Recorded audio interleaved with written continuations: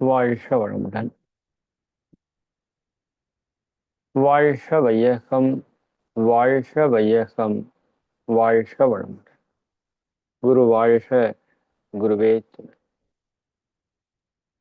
வாழ்க இறைநிலை, வாழ்க பிரபஞ்சம், வாழ்க வையகம், வாழ்க வளமுடன். வாழ்க இறைநிலை, வாழ்க பிரபஞ்சம், வாழ்க வையகம், வாழ்க வளமுடன். வாழ்க இறைநிலை, வாழ்க பிரபஞ்சம், வாழ்க வையகம், வாழ்க வளமுடன். குரு வாழ்க, குருவே துணை. இந்த இனிமையான மாலை வேளையில இந்த ஒரு தெய்வீகமான நிகழ்விலே கலந்து கொண்டுள்ள மனித தெய்வங்களாகிய உங்கள் அனைவரையும் வாழ்க வளமுடன் என வாழ்த்தி மகிழ்வதில் பெருமகிழ்ச்சி அடைகின்றோம். வாழ்க வளமுடன். எல்லாம் வல்ல அருட்பேராற்றலையும் அதன் அனைத்து தன்மாற்ற நிலைகளையும் ஒரு சேர நினைந்து நன்றியுணர்வோடு வணங்கி கொண்டே இருப்போம். ஏன்னா அவ்வளவு நன்மைகளை இந்த இறை ஆற்றல் நமக்கு செய்திருக்கிறது. அதுல ஒரு மிகப்பெரிய ஒரு பொக்கிஷமான விஷயம்தான் இந்த மௌனம் என்று சொல்லலாம். அதாவது மனித வாழ்வினுடைய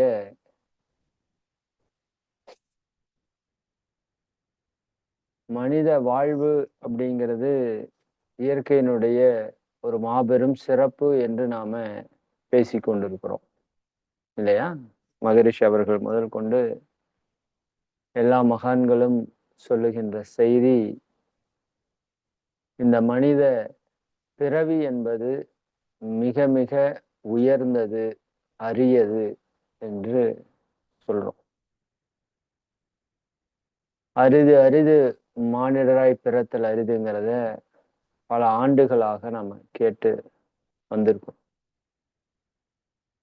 ஆனால் அந்த அரிய பிறப்பு அப்படிங்கிறது எங்க அரிதாக உணரப்படுகிறது அப்படின்னா, நம்மை உணர்கின்ற இடத்துலதான் அது நடக்குது. அப்ப அரிது அரிது மானிடராய் பிறத்தல் அரிது அப்படின்னு சொன்ன ஔவையார், அதற்கப்புறம் கூன் குருடு செவிடு பேடு நீங்கி பிறத்தல், அதற்கப்புறம் ஞானமும் கல்வியும் நயத்தல், அதற்கப்புறம் தானமும் தவமும் செய்தல் என்று 2 விஷயத்தை சொல்லியிருக்கான். இந்த தானமும் தவமும் செய்தல் அப்படிங்கிறதுக்குள்ளேயே அத்தனை ஞானமும் அடங்கிவிட்டது என்று சொல்லலாம்.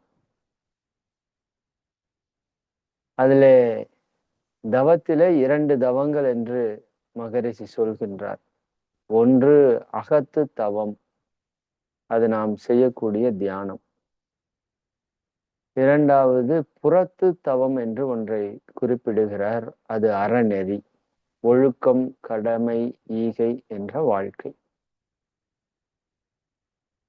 இந்த தானத்தையும் தவத்தையும் யார் செய்கிறார்களோ அவர்களுக்கு வானவர் நாடு என்று சொல்லக்கூடிய அந்த சொர்க்கம் கிடைத்துவிடும் என்று ஔவையார் அதுல குறிப்பிடுறாங்க. அதுல இன்னொன்றை நாம சேர்த்து கொள்ளலாம். தானமும் தவமும் தான் செய்தல் அப்படின்னு சொன்ன இடத்துல என்னுடைய சிந்தனையில இருந்து நான் சொல்றேன். தானமும் தவமும் தான் செய்திடினும் தற்சோதனையும் மௌனமும் நாம் செய்வது அதற்கு அடுத்த நிலையாக, சும்மா ஒரு சிந்தனைக்காக சொல்றேன், அதுக்குன்னு ஔவையாரை பீட் பண்ணி சொல்றேன்னு எடுத்துக்க வேண்டாம். ஏன்னா அதுல ஒரு விஷயம் வரணும் இல்ல. ஏன்னா சமுதாயம் பன்னெடுங்காலமாக ஒரு வளர்ச்சியை பெற்று வந்துட்டே இருக்கு. அந்த வளர்ச்சியை நம்ம அனுபவிச்சுட்டே இருக்கோம்.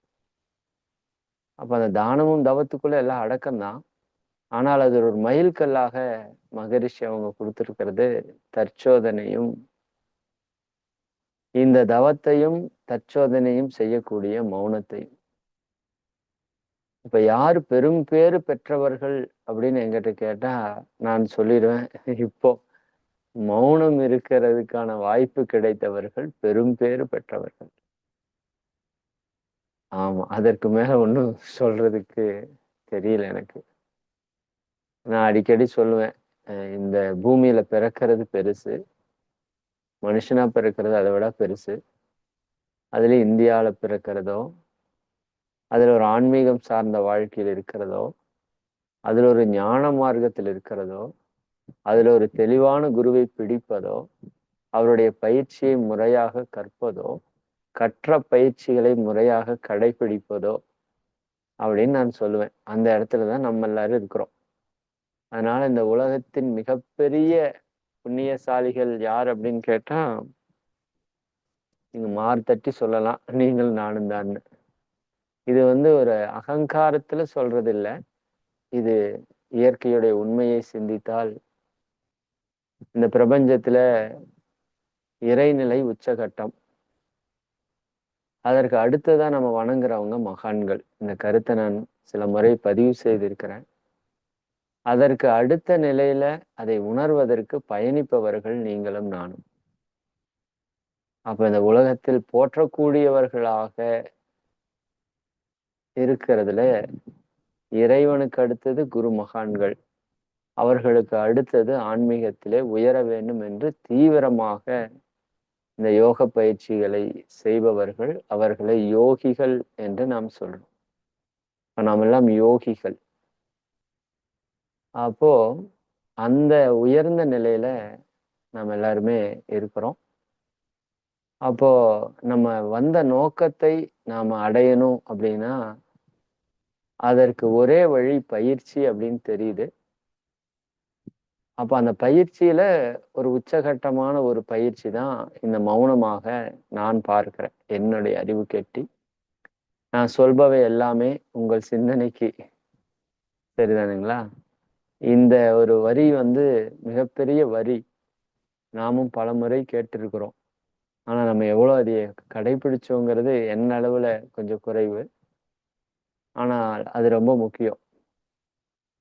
சொல்லால் மட்டும் நம்பாதே. நான் இன்னைக்கு சொல்ற செய்தி முதல் கொண்டு நான் சொல்றேன். இன்னைக்கு நான் என்னுடைய அனுபவத்தை உங்க கூட ஷேர் பண்ணணுங்கிறது தான் இந்த நோக்கத்துல வந்தேன். ஏன்னா இது நேற்றே உங்களுக்கு பகிரப்பட்டிருக்கணும்.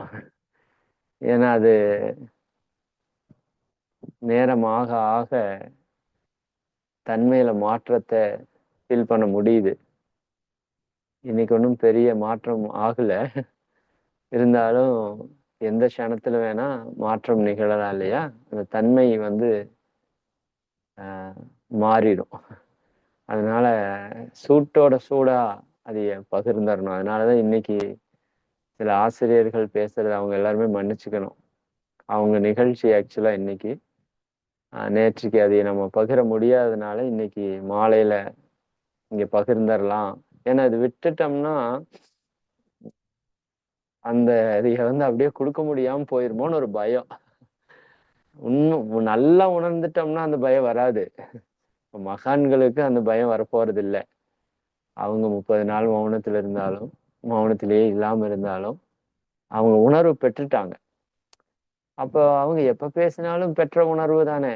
அது அவங்களுக்கு அந்த பயம் வராது.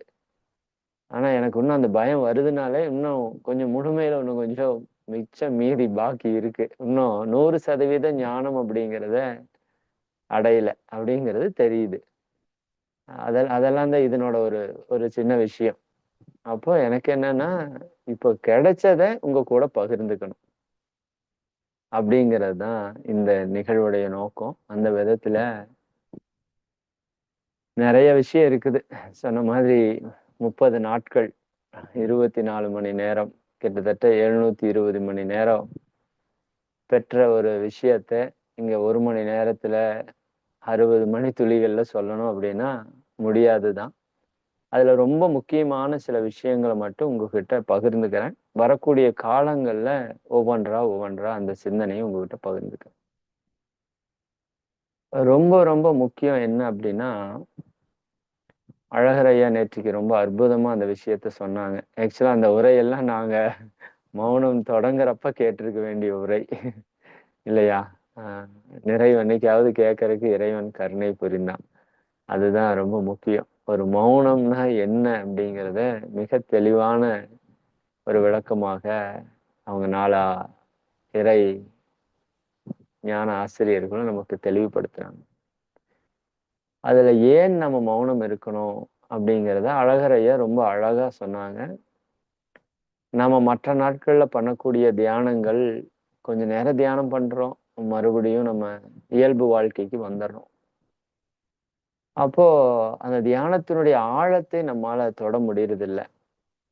அப்போ மௌனம் என்பது நாம் தியானத்தினுடைய ஆழத்தை தொடுவதற்கான ஒரு பெரிய விஷயம்.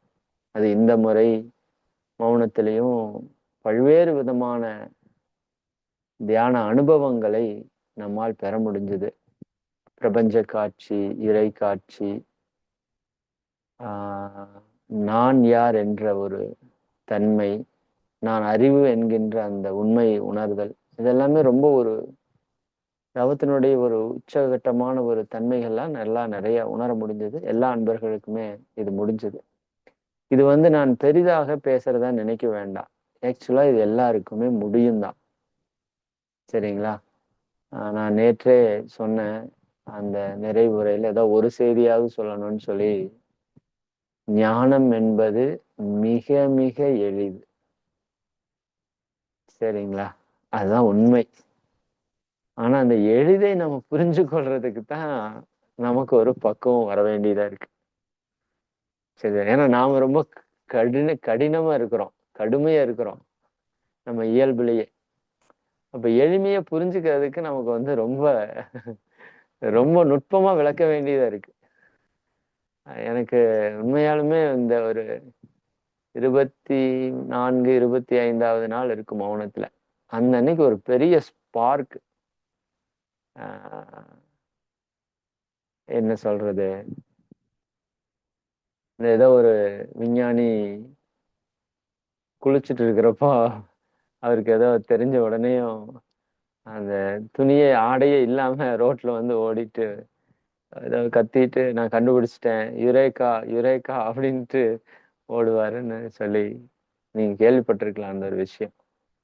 அந்த உண்மையை தெரிஞ்ச உடனேயும் அந்த சந்தோஷத்துல என்ன பண்றது அப்படின்னு தெரியல. அப்படிங்கிறப்போ இந்த நான் யார் அப்படிங்கிற ஒரு தத்துவத்தை நானே 1000 தடவைக்கு பக்கம் நடத்தியிருப்பேன். ஒரு 1000 தடவை பேசியாவது கேட்டிருப்பேன். ஏன்னா கிட்டத்தட்ட ஒரு 20 ஆண்டுகளா இந்த பயணத்துல சாக்ரட்டிஸாமா, சாக்ரட்டிஸான்னு தெரியல. சரி, ஓகே, யாரோ ஒருத்தர் கான்செப்ட் புரிஞ்சுட்டீங்கன்னா சரி. ஆஹ் ஒரு 20 வருஷமா நான் இதுல பயணிச்சுட்டு இருக்கேன் இல்லையா? 19 வருஷம் ஆச்சு. பெருமைக்கா சொல்றதுக்கு ஒண்ணும் இல்ல. மகரிஷி 40 நாள்ல ஃபீல் பண்ணிடலான்னு சொல்லி எழுதியிருக்கிறாரு. ஆஹ் ஞானமும் வாழ்வும். நான் சில விஷயங்கள் உங்களுக்கு முக்கியமா ஒரு 4-5 விஷயத்த சொல்லணும். கிட்டத்தட்ட 40 விஷயத்துக்கு மேல சிந்திச்சு வச்சேன். ஏதாவது முக்கியமானது உங்களுக்கு சொல்லிடணும், எதுவும் மிஸ் ஆகக்கூடாதுன்னு ஒரு 4-5யாவது உங்கள்கிட்ட சொல்லிடுறேன் இன்னைக்கு. குறிப்பாக ஞானம் என்பது சரி, ஆர்க்கிமெடிசனா? ஓகே, எனக்கு தெரியல அவர் யாருன்னு. ஆர்க்கிமெட்டிஸ் தத்துவமா இருக்கலாம். சரி, அப்போ அந்த மாதிரி ஒரு ஞானம் என்பது நீங்க கேள்விப்பட்டிருக்கலாம். குதிரையினுடைய அஹ், மேல ஏறுவாங்க இல்லையா? அதுல ஞானம் எப்படி கிடைக்கும் அப்படின்னு சொல்றப்போ ஒரு உதாரணம் சொல்லியிருப்பாங்க. குதிரை மேல ஏறுறதுக்கு அதுக்கு ஒரு நம்ம ட்ரைனிங் இருக்கணும். இடது காலை மேல வச்சுட்டு ஏறுனீங்கன்னா, ஒரு காலை வச்சுட்டு ஏறுறோம் இல்லையா? இந்த காலை எடுத்து வச்ச ஒரு நொடி பொழுதுல அந்த காலை எடுத்து வச்சிடணும். ஏன்னா இந்த காலை வச்சனையுமே குதிரை மூவ் ஆயிருமாமா. இந்த காலை வச்சனையுமே குதிரை மூவ் ஆயிரும். நீங்க அப்ப எவ்வளவு ஸ்பீடா அந்த காலை எடுத்து வைக்கணும் அப்படிங்கிறது புரியுதா? அப்போ இந்த ஞானம் கிடைக்கிறதுக்கான நேரம் என்று மகான்கள் இந்த குதிரை மேல ஏறுற ஒரு கால் எடுத்து வச்சு அடுத்த கால் எடுத்து வைக்கிற நேரத்துக்குள்ள ஞானம் கிடைச்சிடும். நொடி பொழுதில் கிடைப்பது ஞானம் அப்படின்னு சொல்லியிருக்காங்க. அப்ப அதுதான் அந்த விஞ்ஞானிக்கு அந்த ஒரு ஏதோ பயங்கரமான தேடுதல். அது ஒரு ஸ்பார்க் ஆன உடனேயும் அப்படி ஒரு மகிழ்ச்சி. அப்ப என்ன பண்றதுன்னு தெரியாம. மௌனத்துல வேற இருக்கிற மாரி கத்தவும் முடியாது, சொல்லவும் முடியாது. ஆனா பயங்கரமான ஒரு ஃபீல். பல வருஷமா அந்த நான்யார் தத்துவத்த பேசியிருக்கிறோம். அறிவே தான் தெய்வம் தெய்வம்னு சொல்லியிருக்கிறோம். எல்லாம் வல்ல தெய்வம் எத்தன தடவ அந்த பாட்டு கேட்டிருக்கிறோம். இல்லையா? அதுக்குள்ள எவ்வளோ ஞானங்கள் இருக்குதுங்கிறத புரிஞ்சிருக்கிறோம். பட் நான் யார் அப்படிங்கிறது ரொம்ப ரொம்ப சிம்பிளா இருக்கு. நான் என்பது அறிவு. நான் என்பது சுத்த வெளி. சரிங்களா? ஆ இந்த தத்துவம் வந்து அந்த அன்னைக்கு அப்படியே ஒரு தியானத்துல அப்படியே உட்கார்ந்துட்டு நாங்க என்ன டெக்னிக் யூஸ் பண்ணோம் அப்படின்னா, தியானம் பண்ணுவோம். பண்ணிட்டு தியானத்த கம்ப்ளீட் பண்ண மாட்டோம், மௌனத்துல. காலையில நடக்கிற தியானம் உங்க கூட எல்லாரும் கூடயும் சேர்ந்து இந்த பிரபஞ்ச சக்தி ஈர்ப்பு தவம் நடக்கும். சாயங்காலம் நம்ம எல்லாரும் கூடயும் சேர்ந்து பஞ்சபூத நவர்தவம், பிரபஞ்ச சக்தி வாழ்த்து தவம், இருதய தியானமும் நடக்கும். அது ரெகுலர் நம்ம எல்லாரும் ஒண்ணா பண்ணோம். ஆனா நாங்க 9:30க்கும் 3:30க்கும் ஒரு தியானம் வச்சிருந்தோம். அந்த தியானத்த கம்ப்ளீட் பண்ண மாட்டோம். அது வந்து குரு உணர்த்திய விஷயம்னு கூட வச்சுக்கோங்களேன். ஆ அப்போ அத கம்ப்ளீட் பண்ணாம விட்டதுல என்னாச்சு அப்படின்னா, அந்த தியானத்துல துரியாதீதம்னா சிவக்களத்துல கொண்டு போய் நிறுத்திருவோம். அவங்க அங்கேயே நின்னுக்கணும். அவங்களா விருப்பப்பட்டு எப்ப முடிக்கிறாங்களோ முடிச்சுக்கலாம். இது இன்ஸ்ட்ரக்ஷன் முதல் நாள்லயே சொல்லிட்டோம். அப்படி செஞ்சுட்டே வர வர வர வர ஆ அந்த தியானம் முடிக்காம விட்டுட்டோம் இல்லையா? அது உள்ள போய் நெறைய வேலைகள செஞ்சுது. சில நாட்கள்ல சிந்தனைகள்ல மிக ஆழமாக இறைநிலைக்குள்ள நிக்கிறப்ப, இறைநிலைனா என்ன? அது எப்படி இருக்குது? அது எப்படி அறிவுன்னு சொல்றாங்க? அது எப்படி சுத்த வெளின்னு சொல்றாங்க? அது எப்படி எல்லாமா டிரான்ஸ்ஃபார்ம் ஆயி வந்திருக்கு? அது எப்படி நீங்களாவும், நானாவும் இருக்குது? நான் மறுபடியும் சொல்றேன். இது உங்களுக்கு எல்லாம் தெரிஞ்ச விஷயம் தான். இன்னும் நல்லா தெரிஞ்ச விஷயமும் கூட. இது நீங்க வகுப்பெடுக்க சொன்னா கூட நீங்க இப்ப சிறப்பா நெறைய பேர் எடுத்துற முடியும். எல்லாம் வல்ல இறைநிலையே இறை துகள்களாகி, விண்ணாகி, காற்றாய், நெருப்பாய், நீராய், நிலமாய், பஞ்சபூதங்களாகி, பஞ்சபூதம் சேர்ந்து அண்ட சராசரங்களாகி, அண்ட சராசரங்களிலே அவையே பஞ்சபூதங்கள் சரியாக இருக்கிற பூமியாகி, பூமியில பஞ்சபூதம் சரியாக சேர்ந்தபோது ஓரறிவாயி, 2 அறிவாயி, 3 அறிவு, 4 அறிவு, 5 அறிவாயி, 6 அறிவாக மனிதனா இருக்கிறான். இவ்வளவுதான் கான்செப்ட். சரிங்களா? இது இப்ப வேதாத்திரியம் புதுசா வந்தவங்க கூட சொல்லிருவாங்க. இதான் பிரம்மஞான தத்துவம். ஆனால் இதைய ரியலைஸ் பண்றதுன்னு ஒண்ணு இருக்குல்ல, அந்த இடம். அது உண்மையாலுமே நான் 18 ஆண்டுகளா, 19 ஆண்டுகளா ஏதாவது ஒரு செய்ததனுடைய ஒரு புண்ணியமா இருக்கலாம். இல்லாட்டி முன்னோர்கள் செய்த ஏதாவது புண்ணியமா இருக்கலாம். இல்லாட்டி குருவினுடைய கருணையா இருக்கலாம். இல்லாட்டி இறைவனுடைய ஆசியா இருக்கலாம். ஒரு ஸ்பார்க்குங்க. அந்த சுத்த வெளி, அந்த அறிவு, அதுதான் நான் அப்படிங்கிறத ஸ்பார்க் ஆகுது அப்ப. இவ்ளோ வருஷமா இதைத்தான் பேசிட்டு பேசிட்டு இருந்திருக்கிறோம். எத்தன பேருக்கு பேசியிருக்கிறோம். பட் இது புரியாமயே பேசியிருக்கிறோம். புரியாமயே பேசியிருக்கோம்னா, நீங்க தெரியாம பேசுறதுக்கும், புரியாம பேசுறதுக்கும் வித்தியாசம் இருக்கு. புரியாம பேசுறதுக்கும், உணராம பேசுறதுக்கும் வித்தியாசம் இருக்கு. நான் அதைய புரிஞ்சு பேசியிருக்கிறேன். பட் அதை உணர்ந்து பேசியிருக்கிறேனா அப்படின்னு கேட்டா இல்ல. அத அழகரையா நேத்து அதை கோட் பண்ணாங்க. இனிமேல் மதனுடைய செயல் வந்து வேற மாதிரி இருக்கும். சிந்தனை வேற மாதிரி இருக்கும். சத்தியமான விஷயம். அவர் அப்படியே என்னை ஸ்கேன் பண்ண மாரி பேசிட்டாரு. அது பெரிய விஷயம். அது அவங்க எல்லாம் அந்த நிலையிலேயே இருக்கிறாங்கன்னு வச்சுக்கோங்களேன். ஆமா, உண்மையாலுமே இவ்வளவு நாள் நான் எதை இறை, இறை, இறை இறைன்னு சொல்லிட்டு இருந்தனோ, இறை விண், இறை காற்று, இறை நெருப்பு, இறை நீர், இறை இதெல்லாம் என்னுடைய ஒரு புரிதல்ல இருந்து நான் சொல்லிட்டு வந்தேன். இறைவன் தான் இதுவா இருக்கிறான்னு மகிழ்ச்சி சொல்லிட்டாரு. அப்ப இறை விண்ணு, இறை காற்று, அப்படிதான் நம்ம சொல்லிட்டே வந்தோம். அது உண்மைதான். பட் அது உங்களுக்கு எப்படி சொல்றது? நானே இறைவன் தானே சொல்றேன். ஆனால் நான் என்னை இறைவனா பாக்குறேனா அப்படின்னு ஒரு கேள்வி இருக்குல்ல. சொல்றது வேற, பாக்குறது வேற, உணர்றது வேற. தெரிதல், அறிதல், புரிதல், உணர்தல் அப்படிங்கிற விஷயம் இருக்கு. இந்த உணர்தல் தான் ஹைலைட்டு. அதுக்கு முதல் தெரியணும், புரியணும். சரிதானுங்களா? அது இல்லாம முடியாது. பட் அது 3 ஸ்டேஜ் நம்ம சொல்லுவோம்ல. இன்ஃபர்மேஷன், போர் அடிக்குதா ஸ்பீச் ஏதாவது? சரிங்களா?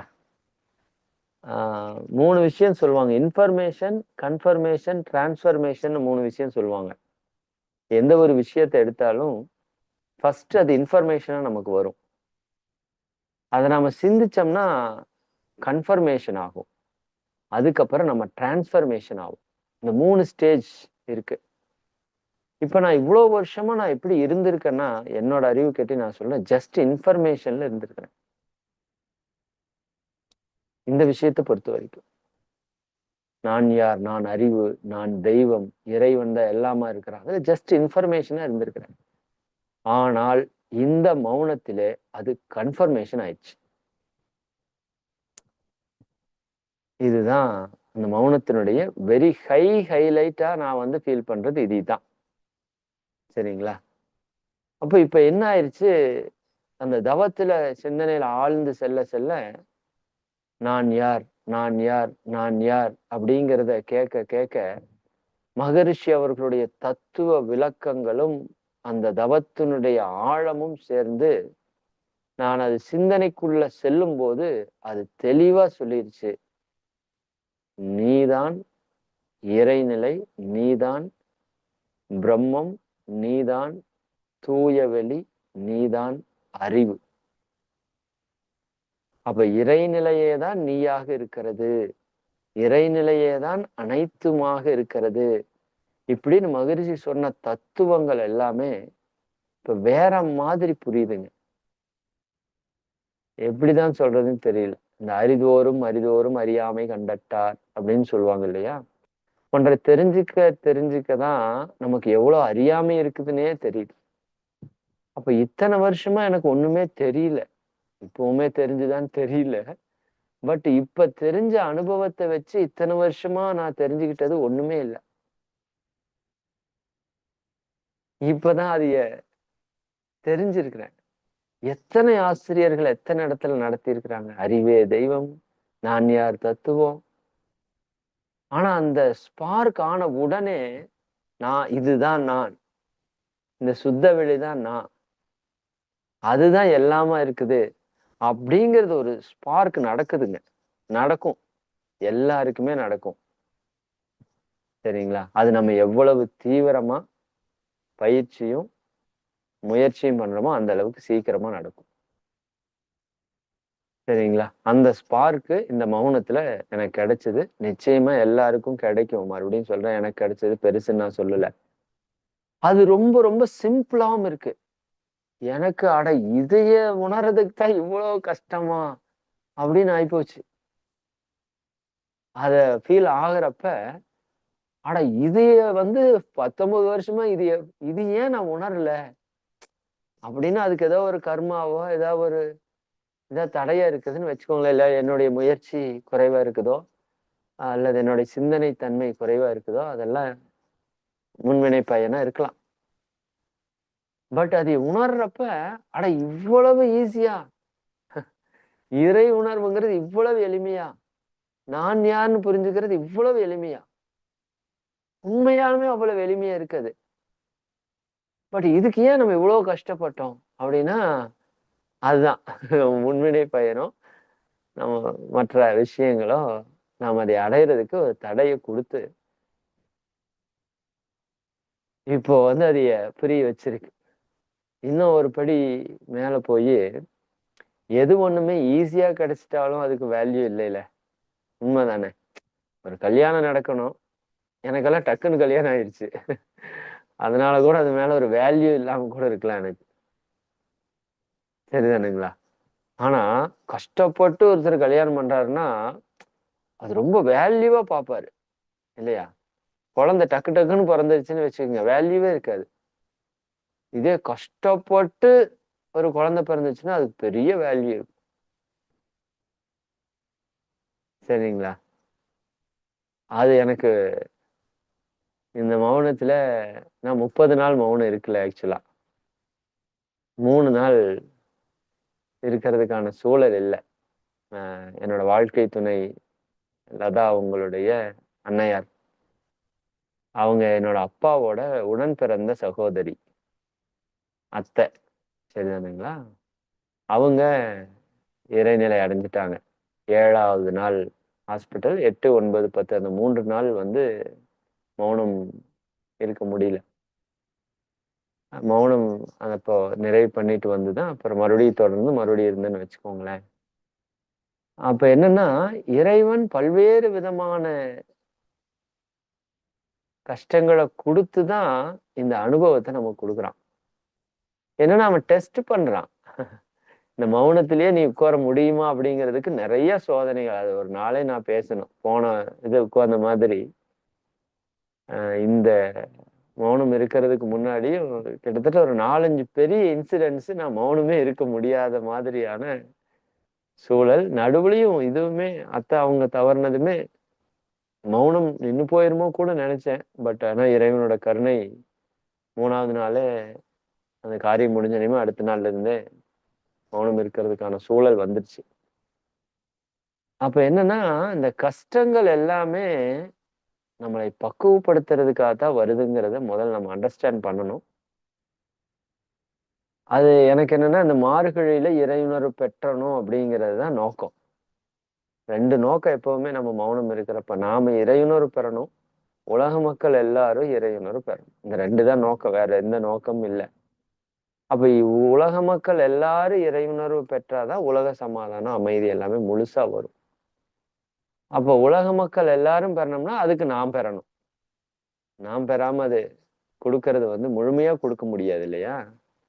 இப்ப நாம உணர்ந்தா தான் மத்தவங்களுக்கு அதை உணர்த்த முடியும். அப்படிங்கிறது தான் மௌனத்தினுடைய நோக்கம். அப்ப அந்த அன்னைக்கு அத்தை அவங்களோட காரியத்துக்கு முந்தின நாள் பார்க்கறதுக்காக நம்ம ஆடிட்டர் ஐயா, மனோகர் ஐயா வந்தாங்க.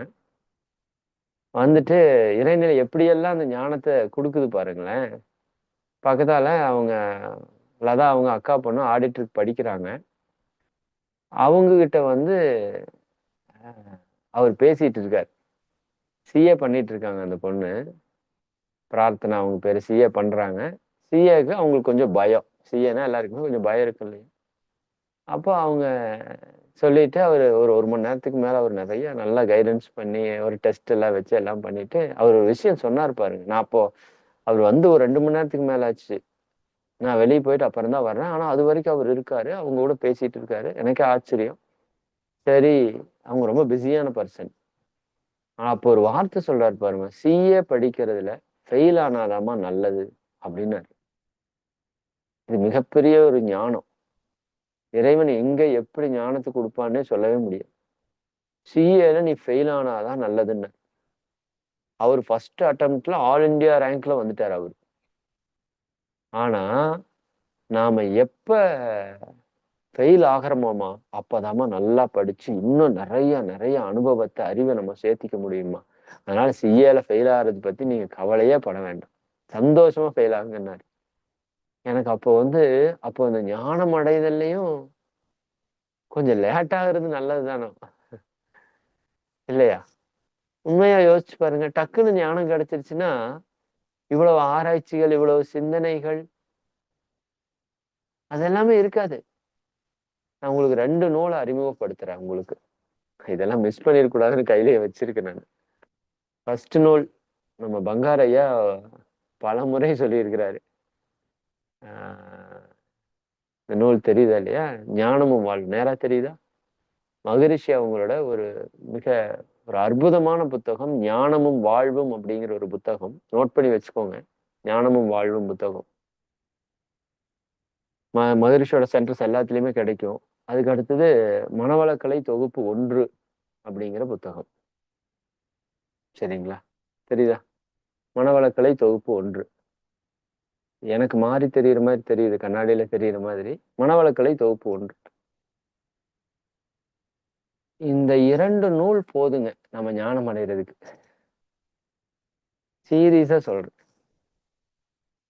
எனக்கு ஆக்சுவலா அந்த மௌனத்துல எல்லாம் எனக்கு நிறைய புரிஞ்சது என்னன்னா, ஒண்ணு இறை உணர்வுங்கிறது ரொம்ப ரொம்ப சிம்பிள். பட் நான் நேத்து சொன்னது போல, எவ்வளோ பெரிய பூட்டையும் திறக்கிறது ஈஸி தான். பட் சரியான சாவிய கண்டுபிடிக்கணும். 1. 2வது கண்டுபிடிச்ச சாவிய கரெக்டான இடத்துலயும் போடணும். 2 விஷயம் இருக்கு அதுக்குள்ள. நம்ம சரியான சாவிய கண்டுபிடிச்சிட்டோம். இறைவனை உணர்வதற்கு, தன்னை உணர்வதற்கு வேதாத்திரியம் தான் வழிங்கிறத நம்ம கண்டுபிடிச்சிட்டோம். சரிங்களா? அதை கரெக்டான இடத்துல போட்டு திருப்புனோம்னா ஓப்பன் ஆயிரும். அந்த கரெக்டான இடத்துல போட்டு திருப்புறங்கிற இடத்துல நம்ம தவத்தை இது வரைக்கும் வச்சிருக்கிறோம். தற்சோதனை இது வரைக்கும் வச்சிருக்கிறோம். நான் தற்சோதனையை இந்த மௌனத்துல 2 பிரிவா பிரிச்சிருக்கிறேன். ஒன்றுதான், ஒன்றையே உங்களுக்கு புரிதலுக்காக 2 பிரிவா பிரிச்சிருக்கிறேன். ஒரு தற்சோதனை அப்படிங்கிறது நம்ம எண்ணம் மாறுதல், ஆசை சினமித்தல், சினம் தவிர்த்தல், கவலை. இந்த 4 ஒரு கேட்டகரி. 5வது தற்சோதனை நான் யார். இது வரைக்கும் நம்ம பண்ணாத ஒரு தற்சோதனை அதுதான். அத பண்ணுனாதான் ஞானம் கிடைக்கும். என்ன அறிவு கெட்டு சொல்றேன். சரிங்களா? மகரிஷி சொல்ற வழியில நான் யார் தத்துவத்தை எவ்வளவு பேர் தற்சோதனை, அது எப்படி பண்றதுன்னா உங்களுக்கு புரியாது. சார் இது என்ன மாறாயதுல இருக்கு, கவலை ஒழித்தல், ஆசை சினமித்தல், சினம் தவிர்த்தல் எல்லாம் மகரிஷி அட்டவணை கொடுத்துருக்காங்க. நாங்க உட்காந்து பண்றோம். நான் யார் எப்படி சார் பண்றது? நாங்களும் பண்ணலாம் தான் நினைக்கிறோம். சரி, அதுக்கு நீங்க என்ன பண்ணணும்னா, இந்த புத்தகத்துல முதல் நான் யார் தத்துவத்தை நீங்க படிக்கணும். இந்த புக்கை எடுக்கிறதுக்கு முன்னாடி, சரிதானுங்களா? இந்த புக்கு தான் ஃபர்ஸ்ட் புக்கு. மனவளக்கலை தொகுப்பு 1. இதுதான் மூலமும், இதுதான் முடிவும், இதுதாங்க. மகரிஷி இவ்வளவு நூல்கள், இவ்வளவு கவிதைகளை எழுதியிருக்காரு. எனக்கு தெரிஞ்ச அதெல்லாம் தேவையில்லை. இந்த ஒரு புத்தகம் கொடுத்திருக்காரு பாருங்க, இதுவே போதும். நான் தான் சொல்றேன், ஞானம் அடைகிறதுக்கு இது போதும். ஞானமும் வாழ்வும்னு ஒரு புக்கு கொடுத்திருக்காரு. அது முழு புக்கு கூட நீங்க படிக்க வேண்டாம். முதல் 40 பகுதிகள், 40 பக்கங்கள், பகுதிகள் 40 பக்கம் தத்துவம்னு ஒரு 40 பக்கத்துக்கு எழுதியிருக்காருங்க. அந்த 40வது பக்கத்துல டாப்ல ஃபர்ஸ்ட் லைன்ல என்ன எழுதியிருக்காரு தெரியுங்களா? 40 நாள் போதும் நீ இந்த அறிவை பெறுவதற்கு, நிறைவு பெறுவதற்குன்னு. இது எங்க போய் சொல்றது பாருங்க. இதெல்லாம் 20 வருஷமா இருக்கிறேன். இன்னைக்குதான் அதை நான் பாக்குறேன். இதுக்கு முன்னாடி நான் அதை பார்த்திருக்கிறேன். இதுக்கு முன்னாடி நான் அதை படிச்சிருக்கிறேன். சரிங்களா? ஆனா அப்பவெல்லாம் எனக்கு அது பிடிபடல. ஓப்பனா சொல்லணும்னா அதான் உண்மை. இந்த புத்தகத்தை எத்தனையோ முறை படிச்சிருக்கிறேன். எத்தனை பேருக்கு ரெக்கமெண்ட் பண்ணியிருக்கிறேன். எத்தனை ஆசிரியர் பயிற்சிக்கு சொல்றப்ப சொல்லியிருக்கிறேன். ஆனா அது இப்பதான் நமக்கு, என் அறிவுக்கு அது பெரிய விஷயமா புலப்படுது. அதனால நம்ம ஞானம் அடைவதற்கு 2 நூல் போதும். மனவளக்கலை தொகுப்பு 1. அது இன்னைக்கு எடுங்க. சரி, இல்லைன்னா தயவு செஞ்சு வாங்குங்க. அத படிங்க. படிச்சுட்டு அதை சிந்தனைக்கு எடுக்கணும். அந்த சிந்தனைங்கிறத இந்த இடத்துல நான் சொல்ல வந்தது. நீங்கள் உங்களை அறிய வேண்டும் என்றால், நீங்கள் உங்களை பற்றிய ஆழ்ந்த சிந்தனைக்குள் சென்றே ஆக வேண்டும். வேற வழியே கிடையாது. இதைத்தான் மகரிஷி அவங்க காலங்காலமா சொல்லிட்டே இருக்காங்க. சொல்லால் மட்டும் நம்பாதே, சொல்லால் மட்டும் நம்பாதே. ஆனா நம்ம சொன்னாருன்னு நம்பிடுறோம். எல்லாம் வல்ல தெய்வம் அது எங்கும் உள்ளது நீக்கமறன்னு சொன்னார்ல, நம்ம நம்பிட்டோம்ல. இது தப்பு. சுயமாய் சிந்தித்தே தெளிவாய். ஜஸ்ட் கருத்துல சுத்தவெளி எல்லா இடத்துலயும் இருக்குதுன்னு புரிஞ்சுக்கிறது வேற. நல்லா புரிஞ்சுக்கோங்க. அது சிந்தனையுடைய ஒரு சிறு தொடக்கமா கூட இருக்கலாம். ஆனால் அதனுடைய ஆழம் என்னன்னா, அது எப்படி நீங்க கன்ஃபார்ம் பண்ணுவீங்க? ஆமா, நான் அறிவு, நான் தெய்வம், இப்ப நான் கன்ஃபார்மா சொல்றேன். எனக்கு நிறைய டவுட்ஸ் கிளியர் ஆயிடுச்சு. வான்காந்தம்னா என்ன, ஜீவகாந்தம்னா என்ன, பரமாத்மா என்னன்னு, ஜீவாத்மானா என்ன, சுத்த வெளினா என்ன, உடல்னா, உயிர்னா, மனம்னா என்ன, அறிவுனா என்ன, தெய்வம்னா என்ன, வெரி கிளாரிட்டியா இருக்கு என்னோட மைண்ட்ல இப்போ. நிறைய டவுட்ஸ் எனக்குள்ள. ஆத்மா அப்படின்னு சொல்றாங்க. நானே நிறைய நாள் ஆசிரியர்கிட்ட கேட்டிருப்பேன் திரும்ப திரும்ப. ஆத்மான்னு சொல்றாங்களே, ஒரு சிலர் அதை அழிவற்றதுன்னு சொல்றாங்க. ஆத்மாக்கு அழிவற்றதுன்னு சொல்றோம். அப்படித்தானே? உண்மைதானே? சரிங்களா? சரி, ஆத்மா அழிவற்றதுன்னா, ஒரு ஆத்மானா என்னன்னு சொல்றாங்கன்னா, உயிர் தான் ஆத்மான்னு சொல்றாங்க. உயிர் தான் ஆத்மான்னு சொல்றாங்க. நம்ம உயிரைத்தான் ஆத்மான்னு சொல்றோம். அப்ப ஆத்மாவுக்கு அழிவில்லைன்னா உயிருக்கு அழிவில்லையா? அப்படி ஒரு கேள்வி வருது. ஆனா உயிருங்கிறது என்ன? உயிருங்கிறது விண்துகள், அதனுடைய தொகுப்பு. அதுக்கு தோற்றம் இருக்கா? ஆமா இருக்கு. அதுக்கு ஒரு முடிவு இருக்கா? ஆமா இருக்கு. அப்ப உயிருக்கு தோற்றம் இருக்கு, முடிவு இருக்குல்ல. உயிரைத்தான் ஆத்மான்னு சொல்றோம். அப்ப ஆத்மாவுக்கு அழிவில்லைன்னு சொல்றோம். அப்ப உயிருக்கு அழிவில்லைன்னு சில இடத்துல சொல்றோம். அப்ப உண்மையாலுமே உயிருக்கு அழிவில்லையா? அப்படின்னா உயிருக்கு அழிவு இருக்குல்ல. விண்ணா இருந்ததுன்னா ஒரு தோற்றம் இருக்கு, இப்படி எனக்குள்ள நிறைய கேள்விகள். இந்த கேள்வி எல்லாம் உங்களுக்கு அண்டர்ஸ்டாண்ட் ஆகுதுன்னு தெரியுது. அப்ப அது எல்லாத்துக்குமே விடை ஞானம். எந்த ஒன்றை அறிந்திடில் இறைவன் முதல் உயிர் வரை எல்லாவற்றையும் உணர்த்துமோ அந்த ஒன்றே காந்தமாம். மறுபடியும் சொல்றேன், இது கேட்கறதுக்கு உங்களுக்கு பிரமிப்பா இருக்கான்னு தெரியல. இது ரொம்ப ரொம்ப சிம்பிளா இருக்கு. மகரிஷி நான் இன்னும் புரிஞ்சுக்கவே இல்லை. ஓப்பனா சொல்லணும்னா, மகரிஷி என்ன கண்ணோட்டத்துல சொன்னாரு பார்த்தாருன்னு எனக்கு இப்பதான் புரிஞ்சிருக்கு. இனி அந்த கண்ணோட்டத்துலதான் நம்ம பயிற்சியே போகணும்னு நினைக்கிறேன். அவர் கொடுக்குற கண்ணோட்டமே ரொம்ப சிம்பிளா இருக்குங்க. நம்ம தான் அது ரொம்ப ஹார்ட் பண்ணிட்டோமோன்னு நினைக்கிறேன். அவர் எளிய முறை குண்டலினி யோகம், எளிய முறை உடற்பயிற்சி, எளிய முறை காயகல்பம், எளிய தத்துவம் அப்படின்னு சொன்னதுனால, அது எப்படி சொல்றது? அது ரொம்ப சிம்பிள்.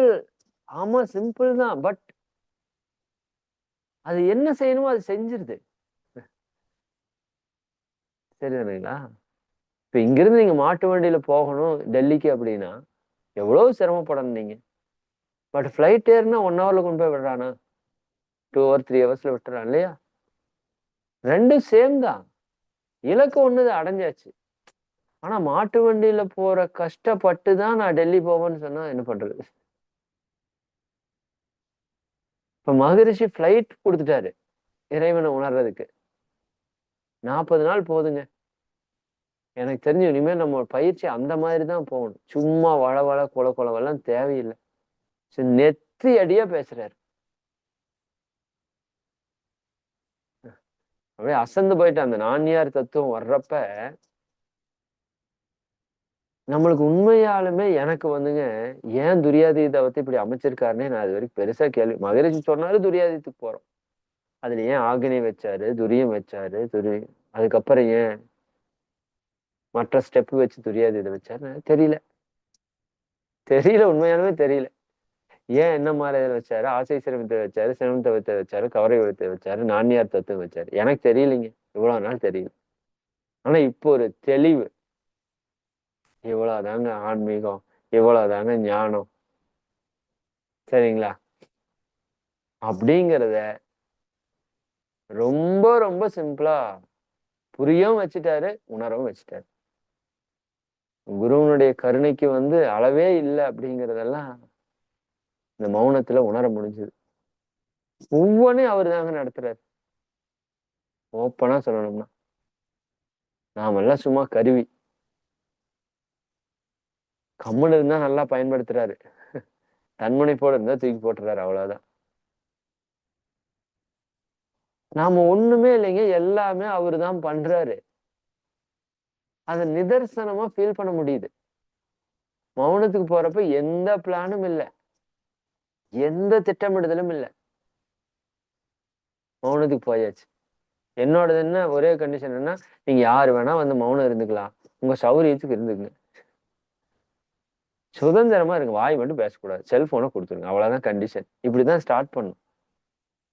பட் அது ஒவ்வொரு நாளும் குரு நமக்குள்ள கொடுக்கிற விஷயம், இறை நமக்குள்ள கொடுக்கிற விஷயம், அதைய தற்சோதனைக்கு கொடுக்கிற ஒரு விஷயமா இருக்கட்டும், அந்த தவத்தை டியூன் பண்ணி கொடுக்கிற விஷயமா இருக்கட்டும், எல்லாமே வந்து எக்ஸ்ட்ரானரியான ஒரு பிளான். இது சாதாரண மனுஷ அறிவால பண்ண முடியாது. இது இறை உணர்ந்தவர்களால் தான் திட்டமிட முடியும். இதுல ஒரு இறைநிலை தவம் கிடைச்சது பாருங்க, சான்ஸே இல்லைங்க. இறைநிலை தவத்தை மகரிஷி வந்து பெரிய அளவுல சொன்னது வந்து இறைநிலை தவம். நான் அடிக்கடி சொல்லுவேன், இந்த தவத்தை யார் ஒருவர் நாள் தவறாமல் செய்து வந்தாலும்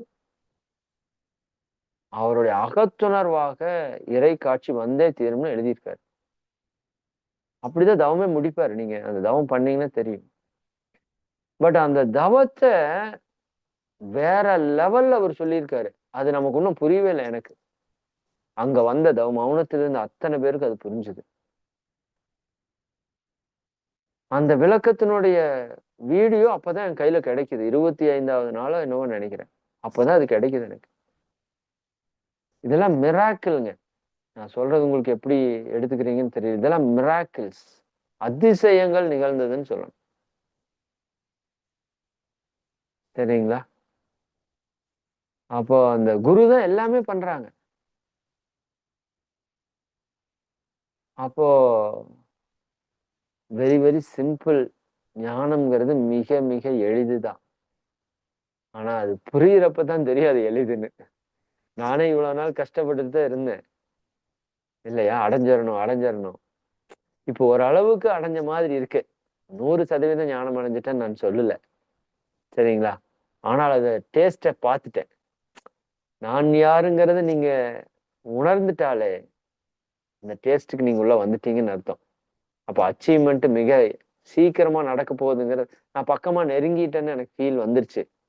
இவ்வளவு நாள் அதுக்கு ஒரு தாகம் இருக்கும்ல, ஒரு ஏக்கம் இருக்கும்ல, அது பெருசா இல்ல இப்போ.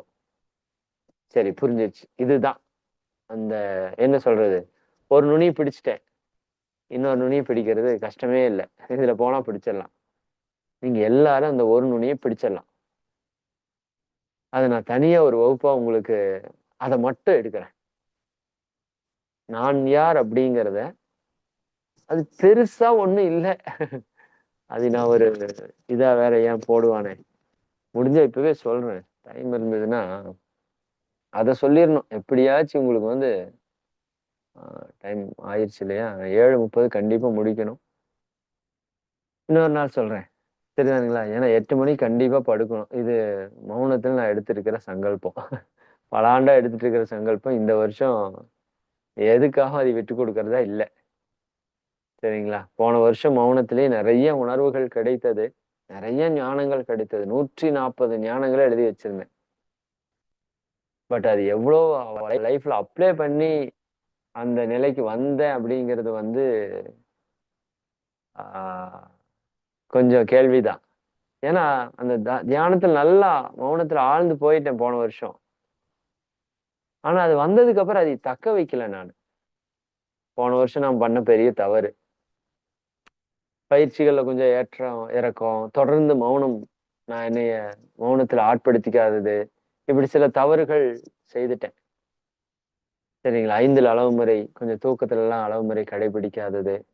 இது ஆக்சுவலா இந்த மார்கழியில ஃபுல் என்லைட்மென்ட் ஆயிருக்கும்னு நெனைக்கிறேன் எனக்கு தெரிஞ்சு. நான் சென்ற வருடம் மௌனம் முடிச்சு அந்த 11 மாசத்த என்னை நான் சரியா வச்சிருந்தேன் அப்படின்னா, நிச்சயமா இந்த வருஷம் ஃபுல் என்லைட்மென்ட்ங்கிறது நடந்திருக்கும். ஆனா ஃபுல் என்லைட்மென்ட் நடக்கல. அதற்கு ஒரே காரணம் என்னன்னா, நான் இந்த மௌனத்தில பெற்ற அந்த ஞானத்த, அந்த தவத்தினுடைய வலிமைய, அந்த ஆனந்தத்த, அந்த உணர்வ நான் தக்க வச்சுக்கல. பீக்ல போயி, அதை அப்படியே நான் இறக்கிட்டே வந்து, அப்புறம் இயல்பா தியானம் செய்ற நபரா நான் மாறிட்டேன். ஆனா இந்த ஆண்டு அது நடக்காது. இப்பவே ஃபிக்ஸ் பண்ணிட்டேன். ஒவ்வொரு பௌர்ணமியும், ஒவ்வொரு அமாவாசையும் 2 நாள் குறைந்தபட்சம். வாய்ப்பு கிடைச்சதுன்னா 3 நாள். மாதத்திற்கு 6 நாள் கம்பல்சரி மௌனம். ஒரு 6 மாதம் கழித்து 10 நாட்கள் அல்லது 15 நாட்கள் மௌனம். சரிங்களா? அந்த உணர்வை தொடர்றது வரைக்கும், முடிஞ்ச வரைக்கும் மேக்ஸிமம் மௌனமாக மௌனத்திற்கு முக்கியத்துவம் கொடுத்து அந்த மௌனத்த அங்க நடத்தணும் அப்படிங்கிறத திட்டமிட்டிருக்கேன். ஏன்னா எப்பவுமே திட்டமிடுதல் வந்துருச்சுன்னா, செயல்படுத்துதல் வந்துரும்.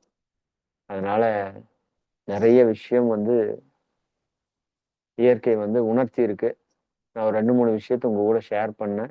ஃபைனலா நான் சொல்லி நிறைவு செய்றது என்னன்னா, நீங்க ஞானம் அடைறதோ, நாம நம்மை உணர்றதோ, இறைவனை உணர்றதோ மிக, மிக, மிக, மிக எளிது. அத மட்டும் மனசுல வச்சுக்கோங்க. சிரமப்படுறதுக்கு ஒண்ணுமே இல்ல. சரிங்களா? அந்த புரிதலுக்கு உங்கள நான் அடுத்த ஒரு வகுப்பு நான் நடுவுல நாளைக்கே ஏதாவது பேசணும்னா கூட, அதைப் பத்திய விளக்கம் பேசிருவேன்னு நெனைக்கிறேன் நானு. ஏன்னா, நான் இனி பேசக்கூடிய அடுத்தடுத்த உரைகள், மதிய நேரத்துல வரக்கூடிய உரைகள் எல்லாம் கொஞ்சம் இதை ஒட்டுன உரைகளாகத்தான் இருக்கும். ஏன்னா, இதைய கடத்திட்டு போறக்கு விரும்பல நான். இன்னும் கொஞ்ச நாள் ஆச்சுன்னா, என்னோட அனுபவங்கள்ல மாற்றம் ஏற்படும். நான் புரிதல்கள் கூட ஒரு மாற்றம் ஏற்படுறதுக்கு வாய்ப்பு இருக்கு. அதனால நாளைக்கு, நாளை மறுநாள் என்னோட உரைகள் மதியானத்துல, காலையில இருக்கிற உரைகள் எல்லாமே மேக்ஸிமம் இதுல பெற்ற ஞானத்தை பற்றி தான் பேசுவேன். குறிப்பா அந்த நான்யார் தத்துவம், அத வந்து நிச்சயமா நான் வந்து சொல்லிடுவேன். அதுதான் இந்த மௌனத்துல நான் பெற்ற மிக, மிக ஒரு உயர்ந்த ஒரு தன்மை அப்படின்னு சொன்னா, இந்த நான் யார் அப்படிங்கிறத நான் உணர்ந்துகிட்ட மாதிரி, நீங்க எல்லாரும் உணர்றது ரொம்ப, ரொம்ப எளிதுன்னு நான் சொல்றேன்.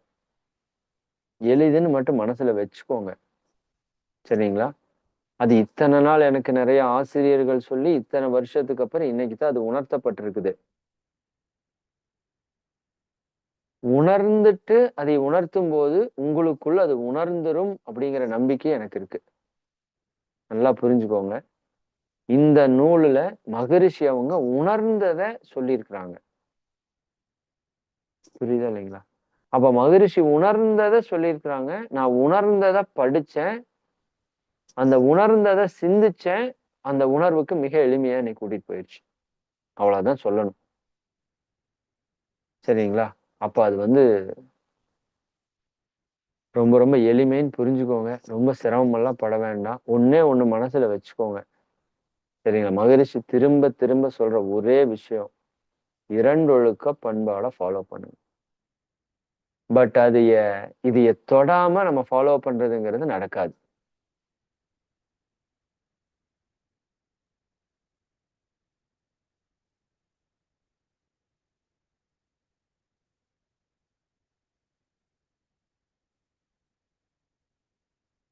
ஆமா, இது ஏதோ நடக்குதே!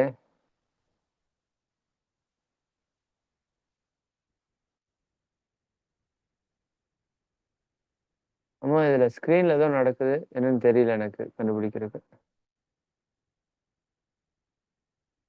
யாரோடதோ ஸ்க்ரீன் ஷேர் ஆயி ஏதோ சம்திங் நடக்குது. கண்ணம்மா இல்லைங்கய்யா இல்லைங்கய்யா இல்லையா? ஆமா வந்ததுங்கம்மா வந்தது ஸ்கிரீன்ல வந்து வந்துதா ஏதோ ஆமா ஒருவேளை சரி, ஏதோ பரவால்ல. ஷேர் கோமோஸ்ட் ஆச்சு யாராவது இது பண்ணிருப்பாங்களா இருக்கும். ம். சரிம்மா, பரவால்ல. மகிழ்ச்சி. சரி. நம்ம உரைய நிறைவு செய்ற காலம் வந்துருச்சு. கொஞ்சம் முழுமையா சொன்ன மாதிரி இல்ல. பட்டு காலம் கருதி நிறைவு செய்றேன். சரிங்களா? சிந்திப்போம், பேசுவோம். அடிக்கடி சந்திச்சு இத பத்தி சிந்திச்சு பேசுவோம். சரியான பாதையில போயிட்டு இருக்கோம்.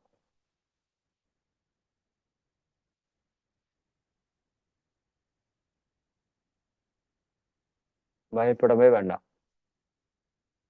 சந்தேகமே வேண்டாம். 100% கிளியரா சரியான பாதையில போயிட்டு இருக்கோம். எளிதுதான் பாதை. ஆனா 100% கிளியரான பாதை. நான் இப்ப சொல்றேன். நல்லா மனசுல வச்சுக்கோங்க. மகரிஷி ஏதோ சம்திங் மட்டும் சொல்லிட்டாரு. சிலது சொல்லாம விட்டாரு. ரொம்ப டீப்பா இருக்கிற விஷயத்தெல்லாம் சொல்லாம விட்டாரு. இன்னும் எத்தனையோ உள்ள இருக்குதுன்னா, நெறைய பேர் காது பட என்கிட்ட சொல்லி எல்லாம் கேட்டுருக்கேன். அது அத்தனையும் தூக்கி நான் குப்பையில போட்டேன். இந்த 25வது நாள்ல, 20வது நாள்ல.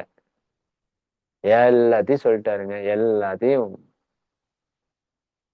முடிச்சிட்டாரு அவரு. புரியல நம்மளுக்கு. சரிதானுங்களா? அதுதான் இப்ப பிரச்சனை. ரொம்ப ரொம்ப சிம்பிளா சொல்லிட்டாரு. சரியான பாதையில இருக்கிறோம். எல்லாரும் இறையுணர்வு பெறுவது நிச்சயங்க. மாற்று கருத்து இல்ல. கொஞ்சம் முயற்சி பண்ணணும். கொஞ்சம் மௌனம் இருக்கணும். வேற ஒண்ணும் நீங்க பண்ண வேணாம். நீங்க மத்ததெல்லாம் சிறப்பா பண்றீங்க. மௌனத்துல உங்களை நீங்க ஈடுபடுத்திக்கோங்க. மன தூய்மை நிகழணும், வினை தூய்மை நிகழணும்னா ஒரே வழி மௌனம் தாங்க.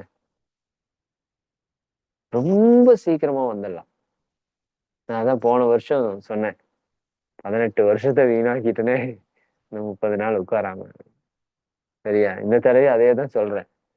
இந்த 11 மாசத்தை வீணாக்கிட்டனோ, நேத்தி கூட பேசிட்டு இருக்கிறப்ப அதுதான் சொன்னேன். இன்னொரு 30 நாள் கண்டினியூவா உட்கார்ந்தா ஃபுல்லா தொட்டுட்டு வந்துடலாம்.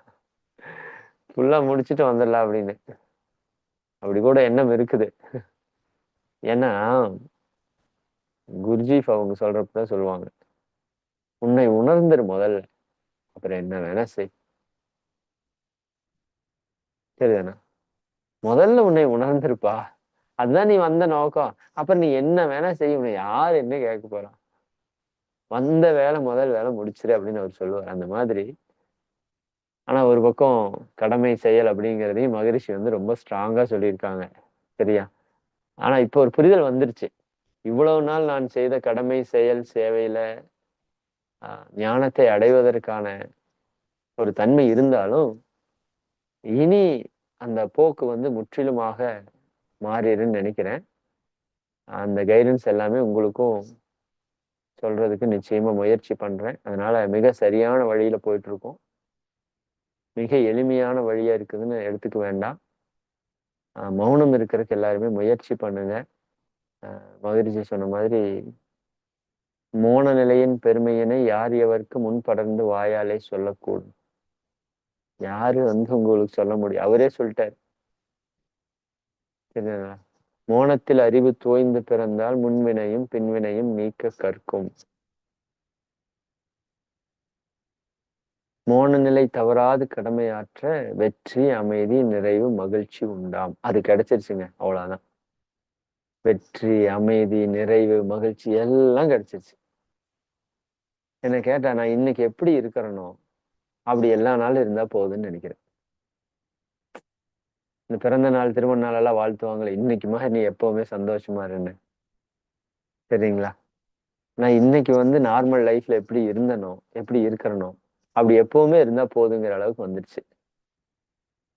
சரிங்களா? அந்த அளவுக்கு ரொம்ப வாழ்க்கை வந்து பயங்கரமான மகிழ்ச்சி, ஆனந்தமா, சந்தோஷமா இருக்கிறதுக்கான ஒரு சூழல், ஒரு வாய்ப்பை இயற்கை இறைநிலை நமக்கு கொடுத்துருக்கு. அதை பத்தி நான் நிறைய பேசணும், பேசுறேன். ஆஹ் சரி, மகிழ்ச்சி. ஏதாவது ஒண்ணு சொல்லியிருக்கோம்னு நினைக்கிறேன். சரி, சிறப்பு. உங்க எல்லாரையும் வாழ்த்தி நிறைவு செய்வோம். வாழ்க வளமுடன், வாழ்க வளமுடன். எல்லாம் வல்ல அருட்பேராற்றலுடைய கருணையினால் நீங்களும் உங்கள் அன்பு குடும்ப உறுப்பினர்கள் அனைவரும், இந்த உலக மக்கள் அனைவரும் அருட்பேராற்றல் கருணையினால் உடல் நலம், நீலாயுள், நிறை செல்வம், உயர் புகழ், மெஞ்ஞானம் ஓங்கி, இறை உணர்வு, அறநெறி, கல்வி, தனம், தானியம், இளமை, வலிவு, துணிவு, நன்மக்கட்பேறு, அறிவில் உயர்ந்தோர் நட்பு, அன்புடைமை, அகத்தவம், அழகு, புகழ், மனித மதிப்புணர்ந்து ஒழுகும் பண்பு, குறையுடைமை எனும் பேறு 16 பெற்று பெருவாழ்வு வாழ்க. வாழ்க வளமுடன், வாழ்க வளமுடன், வாழ்க வாழ்க இறைநிலை, வாழ்க பிரபஞ்சம், வாழ்க வையகம், வாழ்க வாழ்க வளமுடன். நண்பர்களே, இப்போ இந்த மார்கழி மாத மகா மௌன ரகசியங்கள் அப்படிங்கிறதுல இது வந்து பார்ட் 1ன்னு வச்சுக்கோங்க. இது ஒரு 2-3 பகுதிகளாக நம்ம கொண்டு போகலாம். ஏன்னா நீங்க எல்லாருக்குமே இது வந்து சேரணும்னு நினைக்கிறேன். இதுல கிடைச்ச விஷயங்களை நம்ம அடுத்தடுத்த என்னுடைய உரைகள் எப்ப வந்தாலும் இந்த மௌனத்துல பெற்ற அனுபவத்தை தான் முழுமையா பேச போறேன். அதனால அது பார்ட் 2, 3 அப்படின்னு வரும். அதிகபட்சம் ஒரு 4-5 உரைகள் வர்றதுக்கு வாய்ப்பு இருக்கு. அந்த உரைகள் எல்லாத்தையுமே தயவு செஞ்சு கேளுங்க. இன்னைக்கு நான் எதையுமே உங்களுக்கு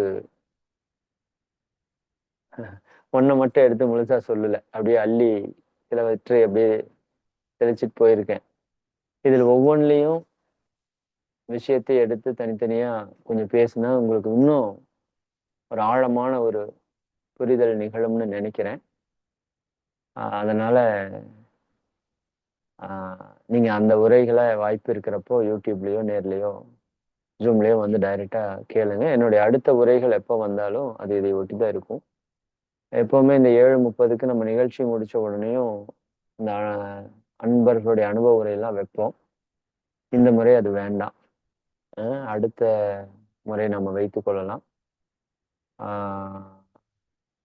ஏன்னா 8 மணிக்கு படுக்கணுங்கிறது முதல் கண்டிஷன்.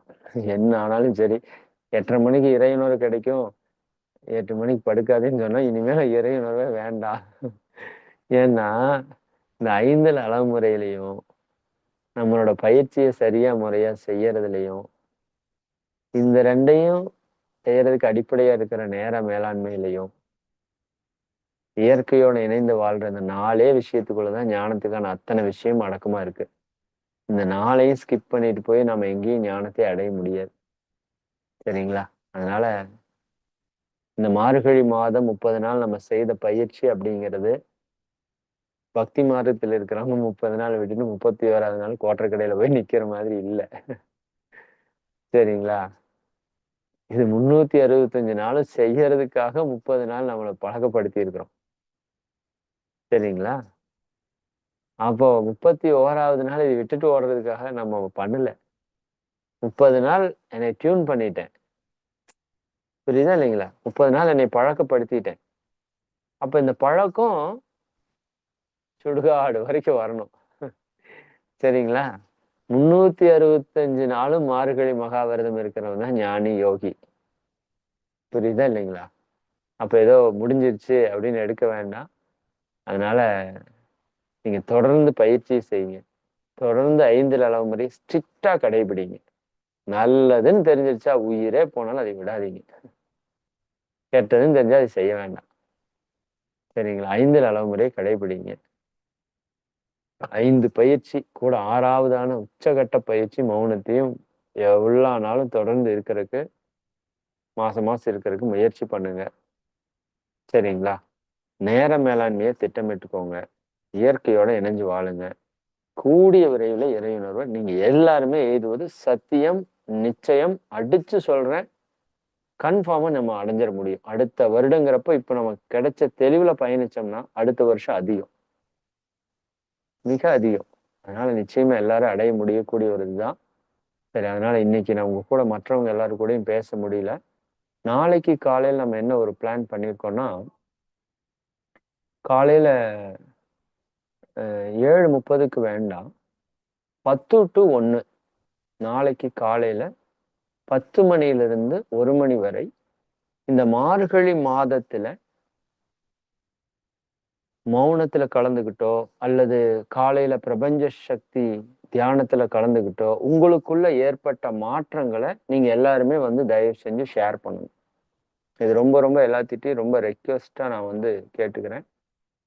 ஏன்னா இது எல்லாருக்கும் கொண்டு போய் சேர்த்துறதுல ரொம்ப முக்கியமான விஷயம் நாளைக்கு நீங்க செய்யறது. இந்த 1 மாதம் நீங்கள் செய்த பயிற்சிகள்ல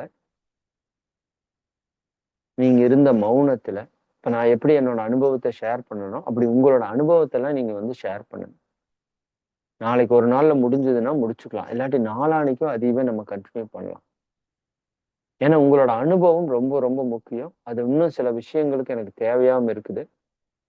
நம்மளோட பயிற்சியை இன்னும் அதிகப்படியான மக்களுக்கு கொண்டு போறதுக்கு சில விஷயங்கள் தேவையா இருக்கு. அது எல்லாமே நான் உங்களுக்கு பின்னாடி சொல்றேன். அதனால உங்க எல்லாருக்கும் ஒரு வேண்டுகோள் என்னன்னா, நாளைக்கு காலையில 10 to 1 இந்த மார்கழி மகா விரதத்துல மௌனத்துல கலந்துக்கிட்டவங்க எல்லாருமே மேக்சிமம் எல்லாருமே தயவு செஞ்சு நீங்க ஒரு அனுபவம் சின்னதா பெற்றிருந்தா கூட நீங்க உண்மையாலுமே இறை சாதனை மார்க்கத்திற்கு அல்லது மகரிஷிக்கு அல்லது இறைநிலைக்கு நீங்க ஏதாவது நன்றி கடன் செலுத்தணும் அப்படின்னா உங்க அனுபவத்தை பகிர்ந்துக்கோங்க. எனக்கு தெரியாதுங்க, ஜூம் ஓபன் பண்ண தெரியாது, அதெல்லாம் சொல்லக்கூடாது. முயற்சி பண்ணி வந்து உங்களோட அனுபவத்தை தயவு செஞ்சு சொல்லுங்க. நாளைக்கு காலையில 10 to 1 நீங்க எல்லாருமே வாங்க. 10 to 1ல நீங்க வர்றப்ப வந்து ஹேண்ட் ரைஸ் பண்ணி உங்களோட அனுபவத்தை பகிர்ந்துக்கோங்க. இந்த ஹீலிங் பயிற்சியெல்லாம் நம்ம பண்ணோம். வாட்டர் ஹீலிங் அதனாலலாம் என்ன மாற்றம் வந்தது? உடல் ரீதியா என்ன குணமானது? எனக்கெல்லாம் இப்ப நான் வந்து புதுசா பொறந்த மாதிரி இருக்கு என்னோட உடம்பு, மனசெல்லாம். ஒரு 20 வயசுல நான் எப்படி ஆற்றலோட இருந்தேனோ அப்படி இருக்கிறேன். இப்ப எனக்கு ஃபீல் ஆகுது. என்னோட உடலினுடைய தன்மை, இந்த செல்கள் எல்லாம் ஏதாவது புதுசா வந்த மாதிரி இருக்கு எனக்கு. குழந்தை பிறந்தா எப்படி இருக்குமோ அப்படி ஒரு ஃபீல் வந்து எனக்கு உடல் நிலையிலயும் இருக்கு, மனநிலையிலயும் இருக்கு. இது அந்த மௌனத்தினுடைய மிகப்பெரிய கிஃப்ட். உடல்ல இருந்த பல ப்ராப்ளம்ஸ் எல்லாமே வந்து கியூர் ஆயிடுச்சு. எனக்கே மிராக்கிளா இருக்கு. இதெல்லாம் எப்படி? ஆனா இதுல சில சங்கல்ப நுட்பங்கள் எல்லாம் நமக்கு அதுல சப்போர்ட் பண்ணுச்சு. அதை பத்தி எல்லாம் பின்னாடி பேசுறேன் நான். அதனால இது ஒரு புது பிறப்பு மாதிரி இருக்குங்க. இந்த 30 நாள் மௌனம் வந்து நீங்க புதுசா பிறந்திருக்கிறீங்க. நான் பிறந்திருக்கேன். அப்படிதான் எனக்கு தெரியுது. அதனால அதெல்லாம் பெரிய கிஃப்ட். நீங்க வந்து நல்லா பயன்படுத்துங்க. முடியும்னு நினைச்சீங்கன்னா எல்லாராலையும் முடியும். அடுத்த ஆண்டு நம்மளோட இறை சாதனை மார்க்கத்தில் நாம ஒரு 200 பேராவது மௌனம் இருக்கிறதுக்கு ஏற்பாடு பண்ணலான்னு சிந்தனை இறை ஆற்றல் கொடுத்துருக்கு. இப்ப 100 பேர் பண்ற அளவுக்கு இடம் இருக்கு. இன்னொரு 100 பேர் பண்ற அளவுக்கு இடம் வந்துருன்னு நினைக்கிறேன். அப்போ அடுத்த வருஷம் நம்ம குறைஞ்சது ஒரு 100 பேர் வந்து 30 நாள் மௌனம் இருக்கணும்னு எனக்கு ஒரு எண்ணம். 100 பேர் அல்லது ஒரு 200 பேர் 30 நாள் மௌனம். நிச்சயமா பெரிய மாற்றம் நிகழுங்க. பிரபஞ்ச அளவுல மாற்றம் நிகழும். உலக அளவுல மிகப்பெரிய மாற்றம் நிகழும். நம்ம அத்தனை பேருக்குள்ளேயும் பெரும் மாற்றம் நிகழும். ஆனா அதுக்கு நீங்க என்ன பண்ணணும்னா, நீங்க உள்ள இருக்கிற எல்லாரும், இந்த உரையை கேட்கிற எல்லாரும், அடுத்த மாதம் மார்கழி 30 நாள்ல நான் மௌனம் இருப்பேன். அதற்கான சூழலை இறைவா நீங்க எனக்கு கொடுக்கணும். குருவே நீங்க எனக்கு நின்னு கொடுக்கணும். வேண்டுங்க. சங்கல்பம் பண்ணுங்க. அது ஒண்ணுதான் உங்களோட இலக்கா இருக்கணும். எப்படி மெக்கா போகணும்னு ஒரு இலக்கு வச்சுட்டு போயிட்டு வராங்க இல்லையா இஸ்லாமிய சகோதரர்கள். அப்படி 30 நாள் மௌனம் இருக்கிறது உங்களால் முடியும். முடியாதுங்கிறதுல ஒண்ணுமே கிடையாது. நீங்கள் முடியும் என்று மனம் வைத்தால் எதுவும் முடியும். இன்னைக்கு காலையில சுசீலாமா சொன்னாங்க, மலேசியால இருந்து நான் வந்து உங்க கூட மௌனம் இருப்பேன். முடியும். முடியாதுங்கிறதெல்லாம் கிடையாது. நீங்க என்ன யாரா வேணா இருங்க, என்னவா வேணா இருங்க. ஆனா நீங்க முடியும்னு நினைச்சாதான் முடியும். நான் எங்கேங்க முடியாது. சரி, உங்களால ஒண்ணுமே அங்க பிரயோஜனம் இல்லாம இருந்தாலும் நான் என்னங்க அப்படின்னு எங்கீங்கன்னு சொன்னீங்கன்னா முடியாது. அதனால உங்களுடைய இலக்கு இந்த வருடம் முழுக்க பயிற்சியை நல்லா செஞ்சுட்டே வாங்க. எக்காரணத்துக்காக காம்ப்ரமைஸ் ஆகாதீங்க. சரிங்களா? மௌனம் மாதம் இருக்கிறதுல இருந்துட்டு வாங்க. குறிப்பாக அடுத்த மார்கழியில நாம 100 பேர், குறைஞ்சபட்சம் அதிகபட்சம் 200 பேர் ஒரு மாசம் நம்ம மௌனம் இருக்கிறோம். பார்க்கலாம் எவ்வளவு பேருக்கு அந்த இறைவன் இந்த வாய்ப்பை கொடுத்திருக்கிறான். எவ்வளவு பேர் நீங்க உங்களோட வில் பவரை இன்க்ரீஸ் பண்ணி வர்றீங்கன்னு பார்க்கலாம். அடுத்த வருஷம் வந்தா நான் கேரண்டியா சொல்றேன், நீங்க வெளியே போறப்ப இறைவனோட போவீங்க. சேலஞ்சாவே நான் சொல்றேன். சரி, அடுத்த வருஷம் மௌனம் நடத்துறப்போ நான் முன்னாடியே 30 நாள் நான் மௌனம் போட்டணும்னு முடிவு பண்ணியிருக்கேன். முன்னாடி 30 நாள் நான் மௌனம் இருந்துட்டு அதுக்கப்புறம் 30 நாள் உங்களுக்கு மௌனம் நடத்தணும்னு முடிவு பண்ணியிருக்கேன். சரிங்களா? அதனால அடுத்த வருஷம் வந்தா கன்ஃபார்மா என்லைட்மெண்ட்டுங்கிறது எனக்கு உள்ள இருக்கிற உணர்வு சொல்லுது. சரிங்களா? பார்ப்போம். எல்லாம் நான் சொல்றது இல்லை, அது சொல்லுது. சரிங்களா? அதனால நிச்சயமா நடக்குன்னு நம்புங்க. அடுத்த வருஷம் 2025, 26 என்லைட்மெண்ட் இயர் அப்படின்னு வச்சுக்கோங்க. அதுக்கு இப்ப இருந்தே நீங்க தயாராகணும். அதுக்குன்னு இந்த 11 மாசம் குப்புறப்படுத்தி தூங்கிட்டு சரிதானா? அப்புறம் வந்து நான் என்லைட்மெண்ட் ஆகணும்னா அது நடக்குமான்னு எனக்கு தெரியல. ஆனால் இந்த 11 மாதம் பயிற்சி பண்றவங்க நிச்சயமா என்லைட்மெண்ட் ஆகும். இறை உணர்வை பெற்றே தீர்வும். நீங்க வாங்க, பண்ணியே காட்டுவோம். சரிங்களா? கூட்டமாக ஞானியாவும் ஓஷோ சொல்லுவார். கூட்டமாக ஞானம் அடைதல் நிகழும். அது எளிதாகவும் நிகழும்.